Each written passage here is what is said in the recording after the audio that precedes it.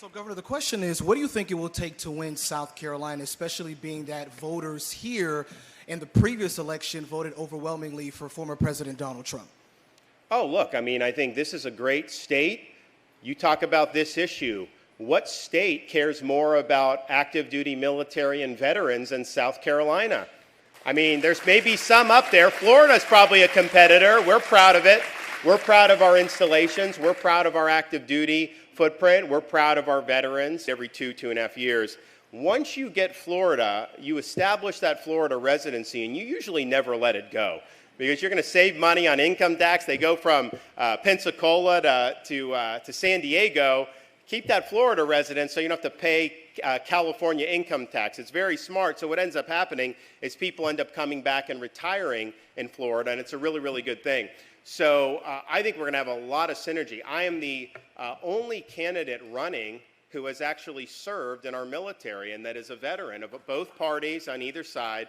And upon election, I'll be the first candidate elected who's actually served in a war since 1988. You know, it used to be that was like a standard thing with the commander-in-chief. So I think this is a personal issue for me in terms of veterans, in terms of active duty, in terms of recruiting, and I know it's a really big deal here for the people of South Carolina. I also think that you have a lot of folks in South Carolina who want to see results.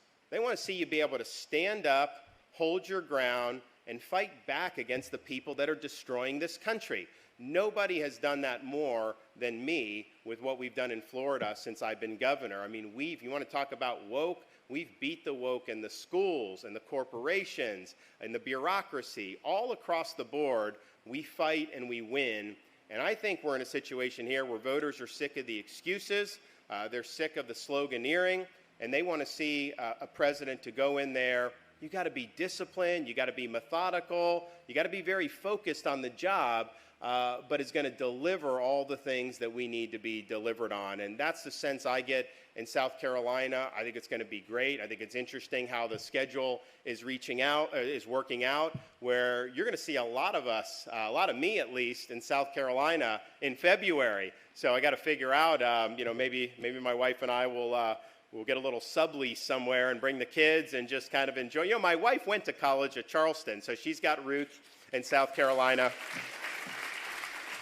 Her parents, so she was from Ohio. She went to college at Charleston on an equestrian scholarship, and her parents would visit her at college at Charleston, and they said, well, you know, maybe we should live here instead of Ohio. And so they moved and kind of did that, and we've spent a lot of time here over the years. So I think it's a great state for us. And I can tell you, we've been going around. We were upstate last night.